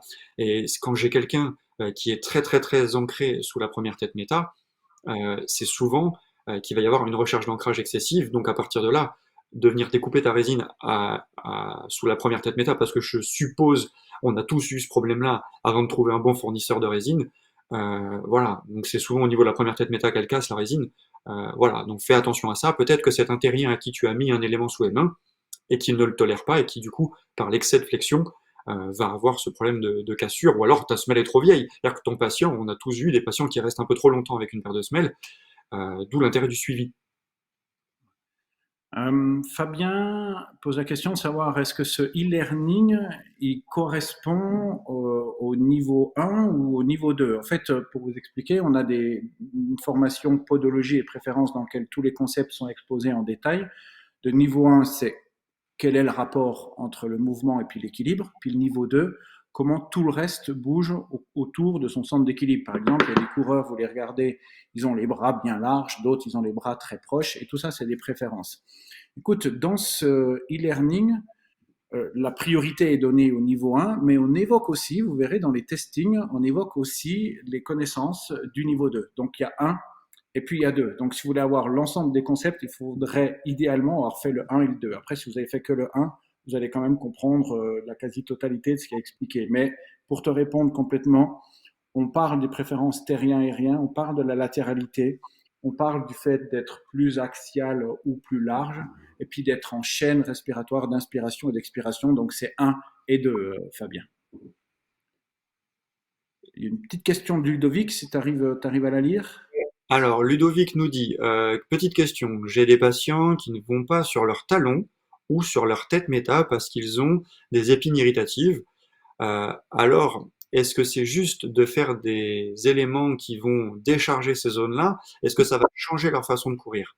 D'où l'intérêt de choisir des matériaux qui vont être absorbants, restituants, par rapport à ces épines irritatives. Et là, on rejoint en posturo ce qu'on va dire, mais en biomécanique, on peut aussi amener ces choses-là. Donc à partir de là, si je viens soulager cette épine irritative, qui est une zone de douleur inconsciente, pour ceux qui ne savent pas ce que c'est qu'une épine irritative, on va modifier de façon bénéfique la course, puisqu'on va pouvoir reprendre appui dessus pour repropulser vers l'avant quand il s'agit du terrien, repropulser vers le haut quand il s'agit de l'aérien. Michel, on n'est surtout pas dans l'artisanat, mais dans le monde du business. Alors, je ne sais pas à quoi tu penses, Michel, si tu peux développer un peu plus ta pensée. Merci Mika pour ce contre-pouvoir avec volet d'haleine, car aujourd'hui, Blaise Dubois, la clinique du coureur, ne conseille que le renfort musculaire. Nous, alors là-dessus, c'est assez simple. On pense que s'il y a des professionnels qui existent et qu'il y a des gens qui viennent les voir, c'est que les gens qui viennent les voir, ils trouvent que le professionnel leur apporte un bien-être. Quelqu'un ne donnerait pas son argent à quelqu'un qui te fait du mal. Donc en moyenne, ils le donnent. Donc ça veut dire que comme il y a des podologues et puis qu'en moyenne, ils ont des patients, eh bien qu'il y a une réalité de la semelle quant aux soins d'un patient. Et pourquoi? Ben, notamment parce que votre pied fait partie de votre corps, et puis on l'a vu que ce pied qui fait partie du corps, il est au cœur même de l'insertion des chaînes musculaires de flexion et d'extension. Donc, si on considère que le pied n'est pas important, ben on va dire fais que des exercices, ne t'occupe que du haut du corps. Si on considère qu'il est important, on va utiliser toute technique qu'on a à disposition. Personne n'a dit qu'il fallait faire des semelles systématiquement. Nous, on pose des questions à tous les gens qui viennent faire les formations. Régulièrement, entre 20%, entre 20 et puis 50% des patients, il y a les gens, ils vont pas faire de semelles, ils vont agir sur les mouvements, mais je peux vous garantir qu'il y a plein de cas, moi le premier, je peux faire les mouvements toute ma vie, je vais pas résoudre mon problème au niveau, par exemple, de mon pied droit. Donc, c'est comme dire, est-ce que quelqu'un qui a un peu mal, il doit prendre des béquilles ou il doit toujours marcher? Vous savez, ça, c'est une idéologie. Il y a un moment donné, des techniques existent. Le propre d'une compétence, c'est d'être large en technique, d'avoir à disposition plusieurs techniques pour être capable de sélectionner celle qui correspond à son patient. Sinon, ça s'appelle de l'idéologie. J'ai pas dit attention, hein, que la clinique du coureur faisait de l'idéologie de manière systématique, mais aujourd'hui, dire ou s'appuyer sur 4 publics pour dire que les semelles, ça sert à rien, ça s'appelle de l'idéologie. Surtout, c'est qu'il y a tellement de paires de semelles différentes, puisqu'il y a 15 000 podos en France, si j'arrondis, il y a 15 000 façons de travail différentes. Le tout, c'est que vous compreniez qu'on est là pour vous amener une direction. Après, vous prenez la direction qu'il faut avec le chemin que vous souhaitez. On veut pas que vous changiez votre façon de faire, on veut que vous compreniez ce que vous avez en cabinet, ce que vous avez à l'atelier, comment mieux s'en servir en fonction de votre patient. Et ça, c'est important. Et l'autre versant, qui est justement de pouvoir, à travers les associations, à travers les formations, à travers les réseaux, pouvoir faire remonter la connaissance, amener le métier de technicien au métier de scientifique. Ça fait partie des enjeux de ce que l'on fait, c'est-à-dire faire des études scientifiques. On en a déjà mené, il y en a d'autres qui vont arriver, faire des études scientifiques pour comprendre les effets des semelles. Voilà, donc, et la science, ce n'est pas que des publications. Vous êtes aussi important que les publications. On peut dire qu'il manque des publications pour valider l'effet des semelles. Eh bien, allons-y, faisons le boulot. Après, c'est important aussi de faire attention à ne pas travailler que selon le BP, donc l'evidence-based pratique, parce que ça a 10 à 15 ans de retard sur la réalité du terrain. Ça donne des idées sur comment on vivait avant, comment on faisait avant. Mais voilà, après, Cyril parlait d'associations. Moi, je fais partie de l'Association nationale des podologues du sport, la NPS. Après, il y a d'autres associations comme Podoxygène, AirPod, j'en oublie peut-être. Mais l'intérêt d'être en association, c'est de pouvoir mutualiser nos savoirs, nos connaissances, de pouvoir essayer d'échanger entre nous podo du sport ou pas podo du sport, mais qu'on puisse échanger et ramener la podologie à un niveau encore supérieur, parce que c'est par les formations qu'on va réussir à mieux prendre en charge nos patients, à pouvoir communiquer avec le même langage avec les kinés, avec les ostéopathes, avec les médecins, avec les préparateurs physiques. C'est important de travailler ensemble. On est dans des métiers libéraux. Souvent, on peut être seul dans le cabinet. Euh, N'oubliez pas, enfin, ouvrez-vous aux professionnels du sport qui sont autour de vous, aux paramédicaux, aux médicaux du sport qui sont autour de vous, parce que c'est en parlant avec eux que vous allez leur expliquer ce que nous, on peut amener en plus auprès de nos patients, et l'intérêt de pouvoir vérifier si le patient est plutôt terrien, aérien, et comment on peut le prendre en charge, nous, au niveau podo, dans les conseils, dans le renforcement. Je suis d'accord, le renforcement musculaire au niveau podo, il faut le faire, mais ça doit faire partie d'un traitement global. Dites-vous que on a ces cartes-là entre nos mains, et l'ordre des podos nous permet de faire de la rééducation du pied. Foncez, quoi. Vous avez des outils en votre possession, utilisez-les. Voilà. On le voit déjà à l'œuvre, il y a la mise en place de réseaux qui sont en train de se réaliser. Les prochaines équipes qui vont être les plus efficaces sont celles qui sont en réseau et qui cherchent plutôt qu'à s'envoyer des balles dans le pied, à collaborer à travers des gens qui ont des compétences, un langage commun. On le voit beaucoup à travers les gens. Nous, on forme des kinés, on forme des prépas physiques, des entraîneurs, des podos. Eh bien, on voit que ils se mettent en réseau. D'ailleurs, sur le site internet, on crée ces réseaux. Et qu'une fois que j'ai bien été pris en charge par mon podo qui m'a testé, qui m'a expliqué mon schéma, j'ai envie d'aller voir un kiné qui fait exactement la même chose. Donc, les équipes homogènes qui vont proposer des traitements homogènes seront les équipes demain les plus efficaces. Ouais, Alors, dernière remarque, et puis je propose qu'on arrête là, on est à 1 heure et demie. Merci d'ailleurs d'être encore là, vous êtes toujours aussi nombreux. Euh, l'analyse dynamique podométrique que vous effectuez est-elle faite avec une plateforme Excel ou un tapis runtime? Alors, moi, j'utilise une plateforme qui fait 1,63 m de long, qui est faite par Medicapteur, mais AMCube en fait une aussi, comme ça j'ai cité les deux marques.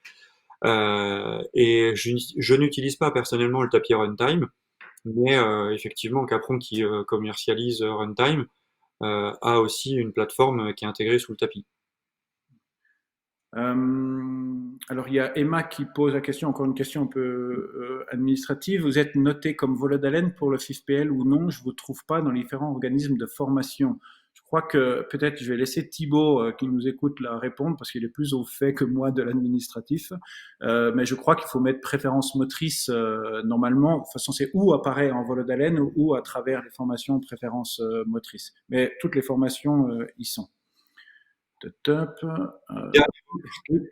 Que Tiffany me met en place. Tiffany me demande si, dans ce que j'explique, on peut modifier les semelles avec les duretés. Est-ce que vous arrivez à retirer les semelles définitivement du patient? La première chose que j'explique aux patients quand ils viennent au cabinet, une paire de semelles est un outil de rééducation et a pour vocation à être retiré. Après, il existe quelques cas de patients qui ont eu des graves accidents, euh, à qui je dis non, là, vous avez 3 cm en moins, vous avez une pathologie évolutive, c'est des cas bien spécifiques. Mais je dirais que dans 70% des cas, les semelles ont vocation à être faites de façon temporaire. J'ai travaillé pendant 10 ans au CREPS à Châtenay-Malabry en Île-de-France et j'avais que 33% de semelles orthopédiques. 66% c'était des conseils. C'était oui, des conseils de chaussures, des conseils de renfort, des orientations vers le prépa, vers le kiné, vers l'ostéo. Donc c'est pour vous dire, le CREPS, c'est des sportifs de haut niveau, 8-9 heures par jour de sport. On était seulement à 33% d'appareillage. Dites-vous bien que la semelle est un outil, et Sébastien Lebras, qui est un des podologues qui travaille avec nous, Volodalen, explique très bien, dans son traitement, c'est qui est semelle ou qui est pas semelle, c'est un traitement. Et dites-vous que voilà, il faut absolument que votre traitement soit modifié régulièrement afin de savoir quand est-ce qu'on peut l'enlever. Et oui, l'objectif pour moi, Michael, c'est que les semelles doivent être retirées. Ok, eh bien, écoute, Michael, sur ces bonnes paroles, merci beaucoup. Merci à vous tous d'avoir été si nombreux, et plusieurs centaines. Et puis, en fait, ça n'a pas arrêté de monter tout au long de la présentation. Donc, merci beaucoup. Comme on a plusieurs fois eu la question, est-ce que ce sera en replay? Oui, ce sera en replay. Ouais, certainement dès ce soir ou alors sinon demain matin. Sinon, vous allez sur la chaîne YouTube Vol d'Haleine ou alors le lien sur notre page Facebook sera donné pour le replay. Encore merci beaucoup à vous. Merci pour votre écoute et puis Merci. votre confiance. Merci beaucoup, Mika, et à la prochaine. À bientôt. Au revoir.